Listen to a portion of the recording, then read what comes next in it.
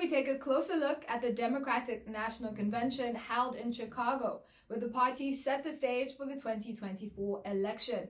As President Joe Biden steps into the spotlight one last time, the focus quickly shifts to Vice President Kamala Harris.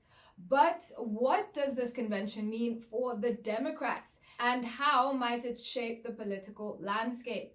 Let's explore some key moments and the broader implications. In a notable appearance, former US President Barack Obama and his wife, Michelle Obama, passionately endorsed Kamala Harris in her presidential campaign against Republican Donald Trump.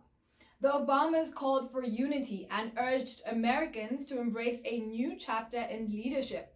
Barack Obama, America's first Black president, has thrown his full support behind Harris, who aims to break barriers as the first woman and first Black and Asian person to become the US president. "We don't need 4 more years of chaos and division," Obama declared. "America is ready for a new story, one that Kamala Harris is poised to write." President Joe Biden received a 4-minute ovation. He praised Kamala Harris as his best decision in 2020, positioning her as a leader for the future. But let's take a step back. What does this transition really signify? In the past, the move from a sitting president to their vice president hasn't always been successful. Think back to George W. Bush in 1988. Could Kamala Harris possibly face challenges in establishing her own legacy distinct from Biden's? During his speech, Obama praised President Joe Biden, acknowledging his efforts to protect democracy during challenging times. Despite Biden's withdrawal from the 2024 race, Obama lauded him as both a leader and a close friend, sparking chants of "We love Joe" from the crowd. Michelle Obama, introducing her husband, delivered a message of hope and resilience, recalling the optimism of Obama's 2008 campaign. She did not shy away from addressing Trump directly, criticizing his attempts to distort the truth about Harris. Trump's narrow view of the world made him feel threatened by successful Black people, she remarked, drawing loud applause.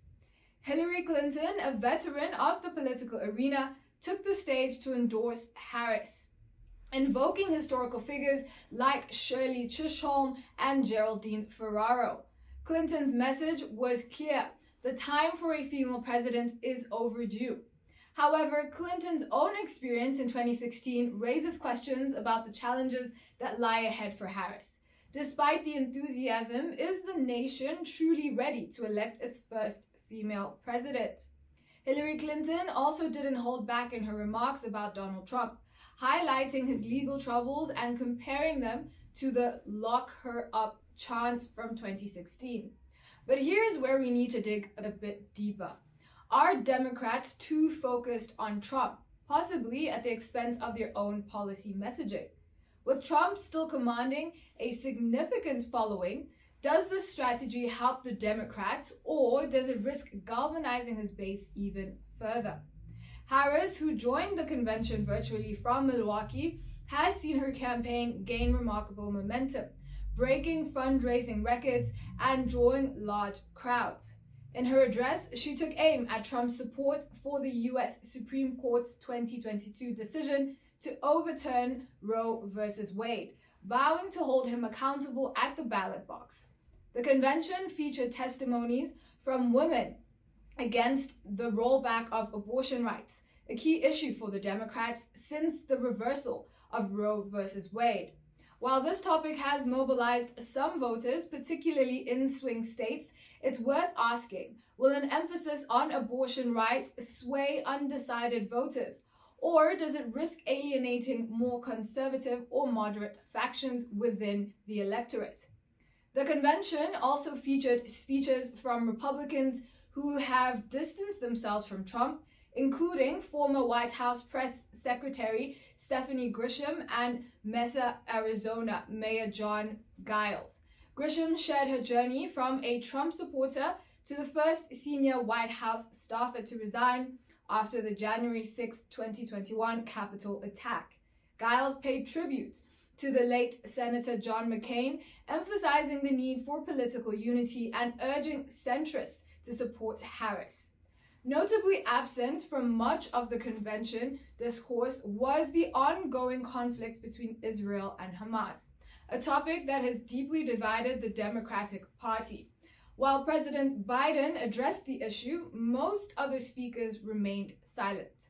It seems the party is deliberately avoiding this controversial topic to maintain unity, or there could be a deeper struggle within the party on how to navigate foreign policy.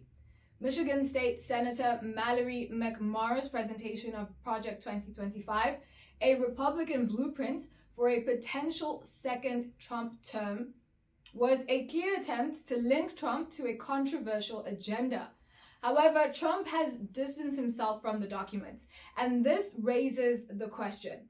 The Democratic strategy of highlighting this project in order to sway voters rather than offering substantive policy alternatives is questionable. As the Democratic convention continues, the party faces the dual challenge of uniting behind Kamala Harris while addressing the complex issues that divide both their base and the broader electorate. Can the Democrats navigate these challenges and present a compelling vision for the future? Or will the focus on Donald Trump and contentious issues like abortion rights and foreign policy prove divisive? We'll be watching closely as this pivotal election season unfolds. I'm Cynthia Niviandi, and you're watching the African News Network. Thank you for joining us.